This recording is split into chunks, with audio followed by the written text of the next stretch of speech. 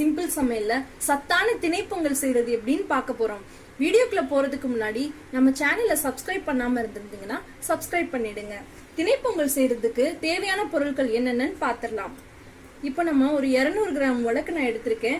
அதுல 200 கிராம் திணை எடுத்திருக்கேன். 50 கிராம் பைத்தம்பருப்பு எடுத்திருக்கேன். இந்த ரெண்டையும் நல்லா ஒரு 3 தடவை கழுவி வச்சுட்டு 15 நிமிஷம் ஊற விட்டுறலாம். இப்போ இதுக்கு தண்ணி அளவு என்னன்னு பார்த்தோம்னா, ஒரு பங்கு அரிசிக்கு 3 மடங்கு தண்ணி சேர்த்துக்கலாம். உங்களுக்கு ரொம்ப கொலகொலப்பா வேணும் அப்படின்னா இன்னொரு பங்கு அதிகமா சேர்த்துக்கலாம். தாளிக்கிறதுக்கு 1 டீஸ்பூன் நெய் எடுத்திருக்கேன். 1 டீஸ்பூன் எண்ணெய் எடுத்திருக்கோம். சீரகம் 1 டீஸ்பூன் எடுத்திருக்கோம். ஒரு 5-6 முந்திரி பருப்பு எடுத்துக்கலாம். தேவையான அளவு பெருங்காயம் எடுத்துக்கலாம். 1/2 டீஸ்பூன் மிளகு இந்த மாதிரி பொடி பண்ணி 1-2 இடிச்சு வச்சுக்கலாம். மஞ்சள் தூள் தேவையான அளவு எடுத்துக்கலாம். கல்லுப்பு எடுத்துக்கலாம். இஞ்சி பாத்தீங்கன்னா இந்த மாதிரி பொடி பொடியா நறுக்குனது கொஞ்சமா எடுத்துக்கலாம். கறிவேப்பிலை 2 கொத்து எடுத்துக்கலாம். திணைப்பொங்கல் நம்ம இப்போ குக்கர்ல செய்ய போறோம். நம்ம கழுவுன அரிசியையும் அந்த பருப்பையும் ஒன்னா சேர்த்து இந்த மாதிரி போட்டுக்கலாம். ஊற வச்ச அரிசியை இந்த மாதிரி குக்கர்ல மாத்திக்கிறோம். நான் ஏற்கனவே தண்ணி அளவு எடுத்து வச்சிருக்கேன், அதை சேர்த்துக்கிறேன்.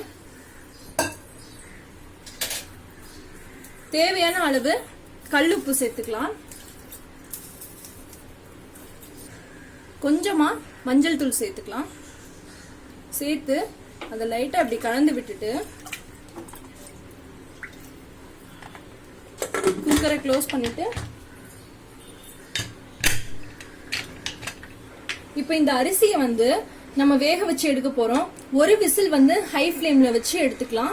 2 விசில் லோ ஃப்ளேம்ல வச்சு எடுத்துக்கலாம். பிரஷர் எல்லாம் போனதுக்கு அப்புறமா பாருங்க, இது நல்லா வெந்திருக்கும். இந்த ஸ்டேஜ்ல நம்ம உப்பு மட்டும் செக் பண்ணி பார்த்துக்கலாம். கரெக்டா இருக்கு. உப்பு பத்தல அப்படின்னா தூள் உப்பு கொஞ்சமா மேலப்புல தூவி விட்டுக்கலாம். இப்ப நம்ம தாளிப்பு சேர்த்துடலாம். தாளிக்கிறதுக்கு கரண்டி வச்சிட்டோம். காஞ்சதுக்கு அப்புறமா எண்ணெய் 1 டீஸ்பூன் சேர்த்துக்கிறோம். நெய் 1 டீஸ்பூன் சேர்த்துக்கிறோம். தேவைன்னா நெய் இன்னொரு டீஸ்பூன் கூட சேர்த்துக்கலாம். நெய் எண்ணெயும் நல்லா காஞ்சதுக்கு அப்புறமா சீரகம் சேர்த்துக்கலாம். சீரகம் சீக்கிரமே பொரிஞ்சிடும். அடுத்ததா முந்திரி பருப்பு சேர்த்துக்கலாம். அடுத்ததா இஞ்சி சேர்த்துக்கலாம். இஞ்சி சேர்த்ததுக்கு அப்புறமா கறிவேப்பிலை சேர்த்துக்கலாம்.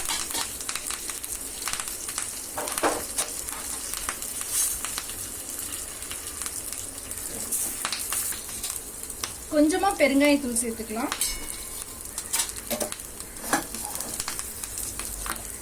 பெருங்காயத்தூள் சேர்த்துக்கலாம்.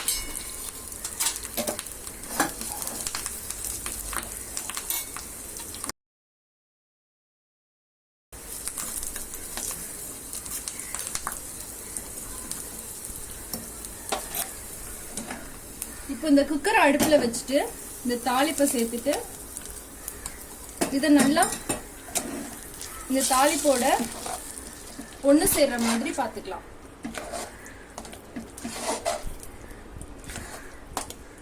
அவ்வளவுதான், நம்மளுக்கு திணை பொங்கல் ரெடி ஆயிடுச்சு. இந்த திணை பொங்கலுக்கு இந்த தேங்காய் சட்னியோட காம்பினேஷன் ரொம்ப சூப்பரா இருக்கும். எல்லாரும் ட்ரை பண்ணி பாருங்க. இது ஒரு ஹெல்தியான ஃபுட். குழந்தைங்க பெரியவங்க எல்லாருமே சாப்பிடலாம். கண்டிப்பா இதை ட்ரை பண்ணி பார்த்துட்டு உங்களோட ஃபீட்பேக்கை என்னோட கமெண்ட்ஸ்ல ஷேர் பண்ணுங்க. Thank you so much.